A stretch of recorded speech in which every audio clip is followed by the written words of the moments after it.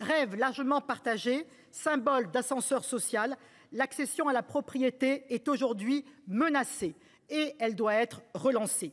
Plusieurs voudraient masquer les difficultés d'accès à la propriété et le manque de volonté de les surmonter. Certains expliquent que les jeunes générations seraient maintenant tournées vers l'économie du partage et de l'usage plutôt que de la propriété et qu'elles ne souhaiteraient plus devenir propriétaires. Cela me laisse dubitative. En France, la décohabitation des jeunes était jusqu'à récemment la plus précoce en Europe, marquant une saine volonté d'indépendance. Sa régression récente dénote en réalité de graves problèmes économiques et d'entrée dans la vie active. Certains voudraient aussi délégitimer toute politique d'accession à la propriété comme étant directement synonyme d'étalement urbain et d'artificialisation des sols.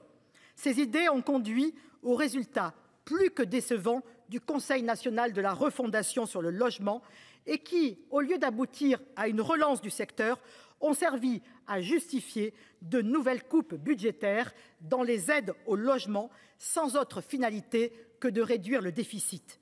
Personne n'en est dupe. Parmi celles-ci, ce qui est pudiquement appelé le recentrage du PTZ, du prêt à taux zéro, porte un coup direct aux capacités d'accession à la propriété de très nombreux ménages. Il y a 6 ans maintenant, en 2017, il en avait été de même avec l'APL accession, alors qu'était dans le même temps promue la vente de logements sociaux à leurs occupants. Ici, nous n'avons eu de cesse, sur les rangs de la majorité sénatoriale, de remettre l'APL accession, qui n'a été malheureusement à chaque fois qu'enlevée par l'Assemblée nationale. Quel dommage pour tous ces ménages modestes qui ne peuvent plus bénéficier de ce coup de pouce. Notre groupe croit au contraire que l'accession à la propriété est un objectif qui mérite d'être de nouveau promu par les pouvoirs publics.